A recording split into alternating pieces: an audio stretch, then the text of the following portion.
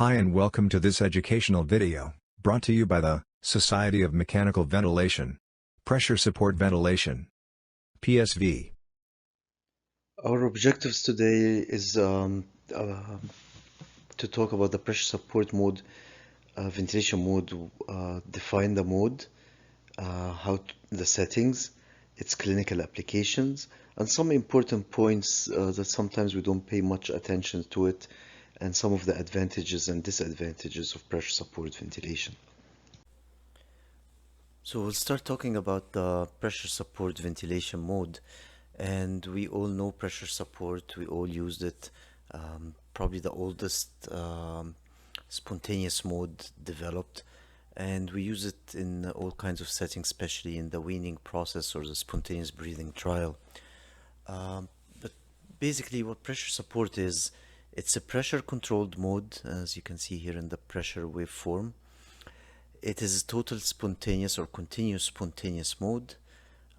Patient has control. It uses a decelerating waveform, as you can see here in the flow waveform, versus pressure controlled ventilation usually uses the decelerating, so it's a straight line here.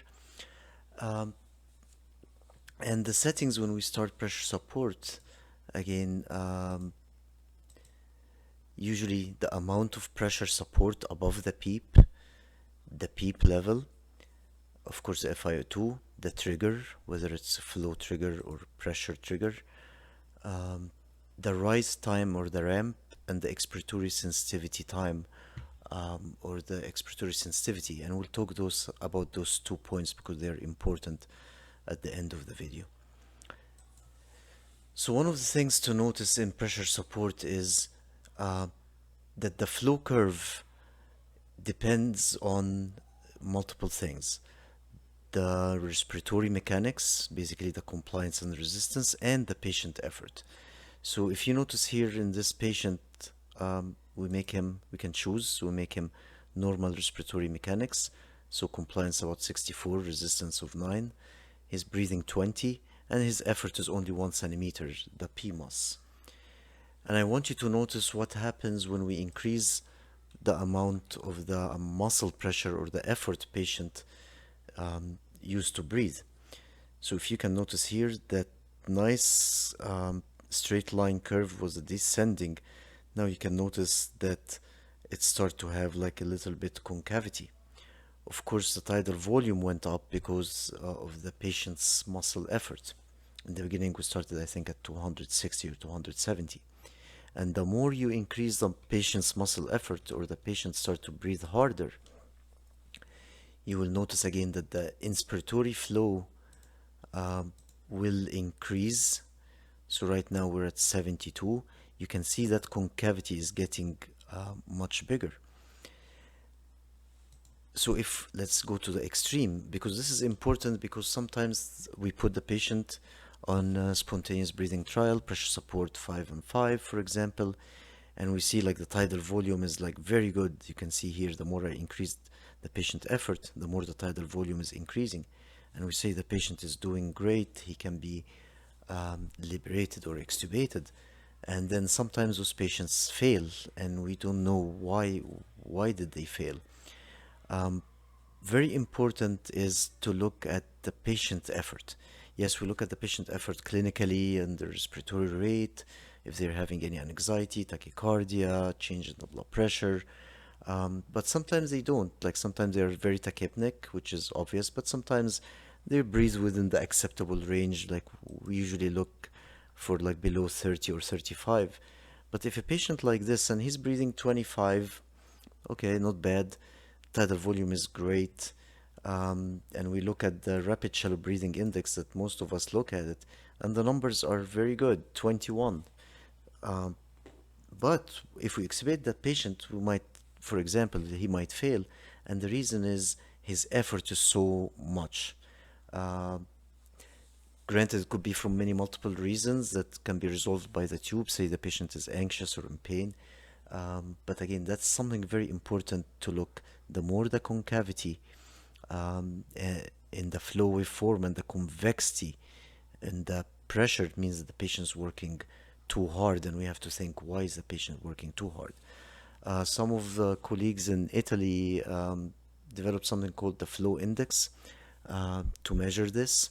We've been actually thinking, our group, for the last 3 years, um, to try to get an index or the surface area of the flow to see if that can help determine who patient can be um, extubated successfully or liberated successfully versus not. In any case, so when we start about the setting, as we talked about, the question is always how much pressure support are we going to put the patient on? And it depends on, of course, on your clinical question. The question is, are you trying to do spontaneous breathing trial? You think the patient is actually improving and can be extubated. And at that time, usually most of the studies showed that 5 or 7 of pressure support and PEEP of like somewhere between 1 to 5, that should be adequate enough, because it overcome the resistance of the ET tube and the circuit compliance, the additional load on the patient. Um, the problem is when it becomes sometimes, and I see this in my practice, is um, I see a patient and the therapist put him, say, already on 15 or 17 of pressure support, and the PEEP is like 8, and you look at like the volume is very good, and always like the residents, the question I get is, oh, we should extubate the patient because he's doing good in the spontaneous breathing trial. But it's, of course, is important to notice the patient is on significant amount of pressure, 15 over of pressure support and 8 of PEEP. So that's not good enough to say that the patient can be extubatable for me. You need much lower amount of pressures. Couple of other things I want to talk about in setting pressure support. Sometimes we don't look at those very carefully or we ignore them. Um, we mentioned before the settings of the pressure support, the PEEP, the FI2, the trigger. Something called the P ramp, other ventilators call it the rise time, which is basically how fast the pressure or the flow rises from the time of triggering the breath. If you look here, this little bump, I don't know if you can see it or no, this is the patient effort, the trigger, so it's because it's a flow trigger. And you can see little negative deflection in the pressure here. Um, so if you, it looks perfect square and it's almost like 90 degrees, and it's usually somewhere between 50 to 200 milliseconds. So the shorter it becomes, like the more faster. So if let's do 125 and see like the difference in the pressure, and you will start seeing it's going a little bit with an angle, a little bit slower here. To make it extreme, let's go to 200 milliseconds. And again, you can see like now it's almost like an obtuse angle, both in the pressure and the flow, and that can cause some dyssynchronies or increased patient effort because it's not getting the breath directly. So that's something to look at it carefully. On the other side, some ventilators actually can go to 25. If it's very, very fast, you would see like a little spike here in the beginning of the pressure, which probably usually, so it will increase the peak pressure, which means usually that's too much, decrease it. So adjust those settings to make sure it's like nice like this. The other more important one is the expiratory sensitivity. So most of the pressure support modes on most of ventilators is set by default at 25%, meaning that the ventilator cycles from inhalation, from inspiration, down here to exhalation when the inspiratory flow reaches 25% of the peak inspiratory flow. So in our case here, the patient is getting 75 liters per minute inspiratory flow. So 25% of that will be like about, I think, 15 or 18, sorry.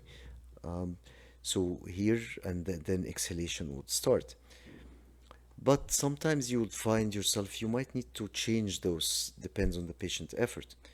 So if you think the inspiratory time here is low, or the patient is still actually trying to breathe while after the ventilator cycled or starting to double trigger, maybe the inspiratory time is not enough. So in this case here, you want to show you the inspiratory time is 0.9 seconds. So let's decrease this a little bit to 15%. So you will notice, sorry, let's go back to show you the tidal volume. I didn't notice the tidal volume. So tidal volume here is about 800, and the inspiratory time is 0.9, and then we'll decrease this. Let's make it to 10. What happened is you should have longer inspiratory time, so it went up a little bit, and of course because of the time constant more, so the tidal volume should increase a little bit.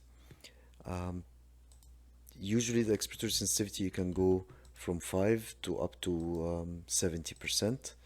And again, the shorter you do it, the tidal volume will probably go higher, because now there is more inspiratory time, and you'd see the flow going down here. But again, at the same token, this might be too much.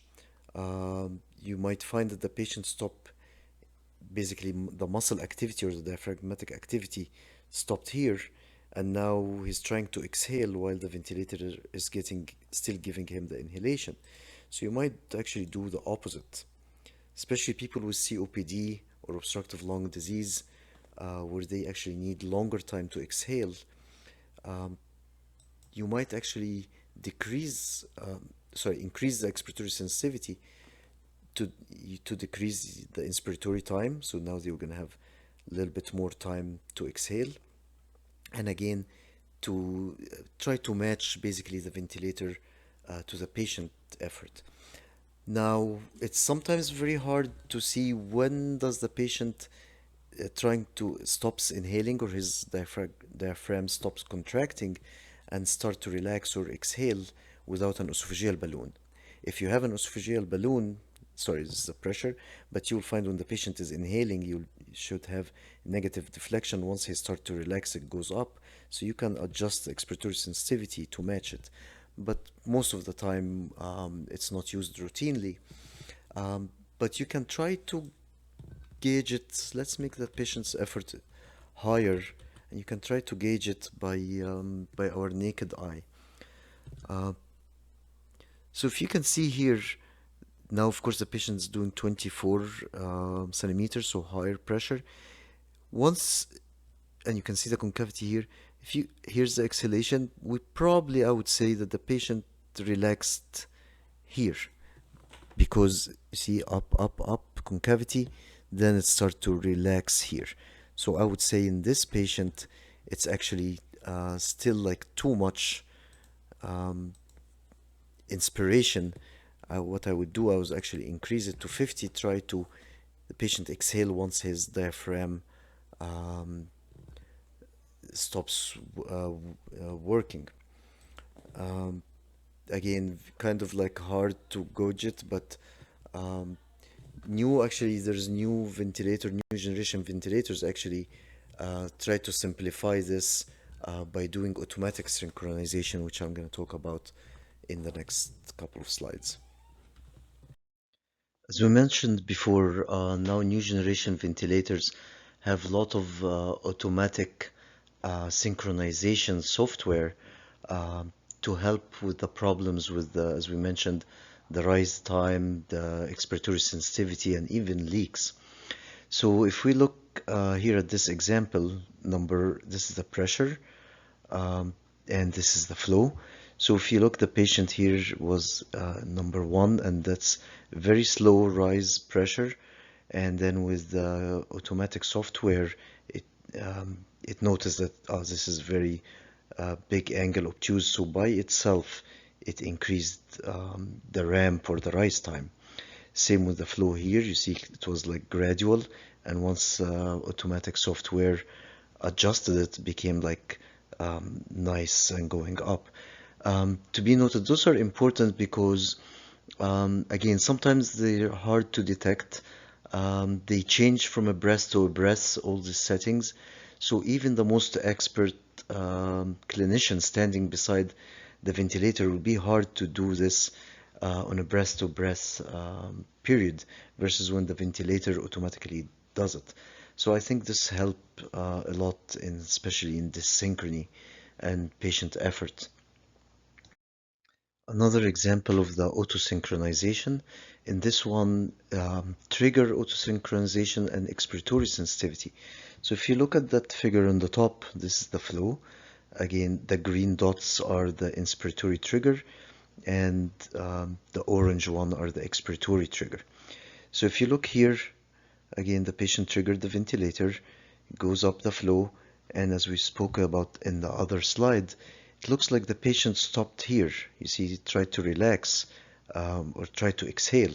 And now, but because this is set at 25%, so the peak inspiratory flow here is 15, this is at 12.5. This is all wasted time. The patient is already relaxed. Worse, if the patient is really trying to exhale, then he will have a lot of dysynchrony.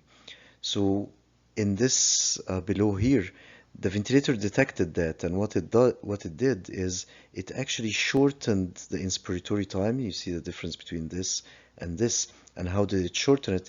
By increasing the expiratory sensitivity. So if this was at 25%, here we're probably almost at like 40%, because this is like about 20 or 20 something.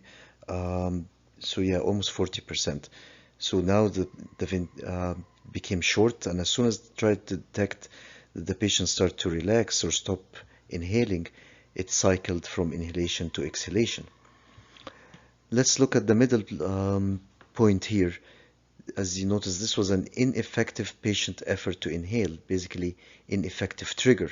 So you can see that the patient tried to make an effort, but was not quite enough to reach the inspiratory trigger. So there was no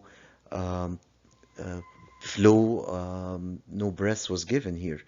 And again, that would be wasted effort on the patient, and of course, a lot of dysynchrony. So here, the automatic compensation tried synchronization, detected that the patient wants to breathe, and it gave him the breath. Again, same thing here, like the first one, delay. This is like patient tried to exhale, so it's delayed cycling, and again, it shortened it. Okay, this is another example of synchronization, automatic synchronization, which is synchronization for if there is a leak. Of course, leaks happens, and it will be detected by very long pressure, and the flow does not go all the way. So that, of course, will cause a lot of problems for the patient. Because if he wants to breathe, but the ventilator is still giving him the breath because the flow never reached that 25% set here. So the ventilator detected that, and by itself it shortened the cycling to compensate for that leak. So again, those are just some examples of the how new generation ventilators and the technology really help with synchronizations that clinicians might not be able to detect, or even if they detect, they can't change it breath to breath. So we talked about that the most use of pressure support ventilation is usually during the weaning process or the spontaneous breathing trial.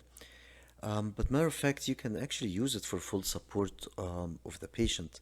So not every pressure support means you put the patient pressure support means that the patient is ready to get extubated. Um, if you in the COVID era, we've seen that patients have a lot of dysynchronies with the ventilator, very high muscle pressure and effort to the point that we have to use heavy sedation, sometimes paralytics.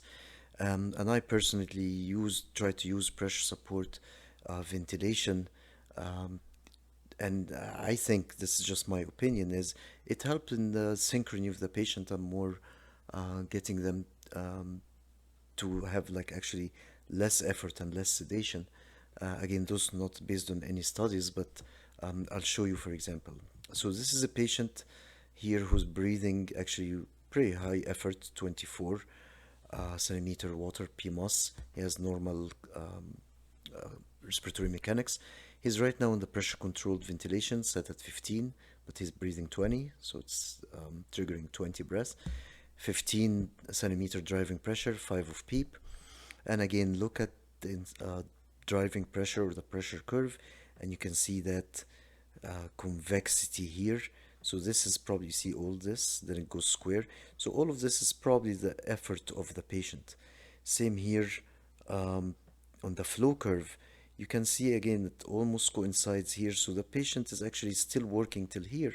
But what happens is this is an extra pause that the patient might start be ready to exhale or actually started the exhalation. So you can see here. So this is some dyssynchrony with the ventilator, because right now the patient is getting inspiratory time of 1.3 seconds and 1.7 expiratory time. So let's put the patient on pressure support with the same amount of support. So here's 15 over 5. So let's start with the same settings. I'm going to go 15 pressure support, 5 of PEEP, expiratory time sensitivity 25, and let's see what happens. Okay, so you would actually, as you can see here again, the concavity here. As we said before, when he was on pressure control, there was a pause higher than he needs. But now, if you can notice here, this actually pause has resolved. And this fighting during exhalation has ended. Yes, the inspiratory time dropped to 0.9. And actually, if you can see here, he was getting on the pressure control, same settings, about 1200. Now he's getting actually 1600 or 1559. So the tidal volume improved because there's less fighting and dyssynchrony with the patient. I would say that this is probably even still a little bit longer inspiratory time than what the patient needs, but I think you can appreciate this, and I will put a figure in the next slide. But actually, let's increase the expiratory sensitivity. Yes, the eye time might shorten a little bit, but again, try to synchronize with the patient. So yes, you can use pressure support ventilation for full support, but you gotta be careful that you're giving him enough pressure support so the patient is not doing all the work by himself, especially if he's still in respiratory failure and not ready to be extubated yet. So that's what we were just talking about in the previous one, the example that I gave you on pressure control. And again, the statics, it might be easier to see. Again, the patient effort is here. Almost the work ends here. And then this is all, again, the pause that we talked about. Now the patient is on the volume control, again, same effort. And this is the constant flows, square wave form. And because the patient is doing actually aggressive hard work, so you can see that the airway pressure actually goes to the negative. And you can tell that this is very uncomfortable and actually dangerous. Unfortunately, people who use volume control, most of the time they miss this because the ventilator doesn't alarm because the pressure actually is low, not high. So we always miss this, and to be honest, that's why I don't use volume control at all. This is now with the descending waveform. Again, the same work of the patient. There's a little pause here. And this is the pressure support that we put the patient in. So just by looking at those, you can tell that the patient is probably better served on the pressure support as long as getting enough support in this example. Much less synchrony and actually just looks comfortable. So pressure support ventilation actually could be a standalone mode. The patient is only on pressure support ventilation, or could be combined with different modes. So in this example, patient here on SIMV, whether it's pressure SIMV or volume, excuse me, SIMV, or even pressure regulated SIMV. So if you notice here in this example, this is a controlled breath, like exactly what we talked in the other example, not triggered by the patient, so it looks like pressure controlled. And here's the I time 1.3, and this is actually triggered by the patient, so it's pure pressure support. So this is SIMV. Where else can we find SIMV? In ASV, for example, uh, or other modes like called the auto mode, uh, you will find if the patient having meeting, sorry, I'm going to put the ASV graph and the ASV monitor. Um, if we have a lecture already about ASV and mandatory minute ventilation and PAV. So basically, it's just examples of the modes that integrate ASV for them. If the patient is above the target ventilation and triggering everything, now it's all pressure support. Same for mandatory minute ventilation. PAV also, it's basically a form of pressure support. Uh, and we have a video for this. Um, Another actually,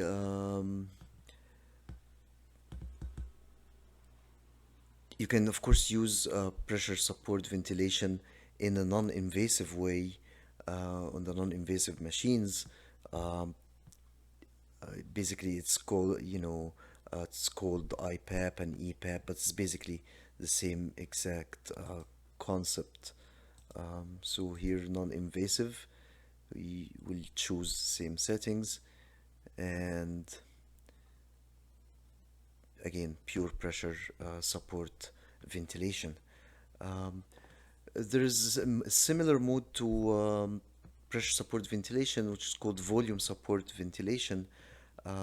Maybe we'll do another lecture about it, but it is practically an adaptive pressure support. So it is a pressure support, but the ventilator will adjust the pressure up and down to get to the target tidal volume that's set by the clinician. So it's practically like PRVC, but continuous spontaneous mode. So quickly, the advantages of pressure support ventilation is the patient retains control over the frequency, inspiratory flow, and time. Less dyssynchrony, as we talked about, maybe more comfortable. Of course, can be great mode for weaning or SBT. Also could be used as full support, as we all talked about. The disadvantages could be the minute ventilation volume is not guaranteed, of course. There could be large changes in patient breathing may occur without changing the actual minute volume, and that's why monitoring is important. Periods of hypoventilation may occur if you didn't set the alarms okay or the apnea time.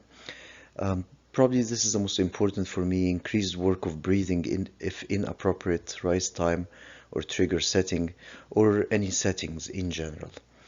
And patient might fail to cycle if expiration to exhalation if there is a leak, as we talked about before. Hopefully that was beneficial. Thank you so much for listening, and we'll meet again in different videos. Thank you.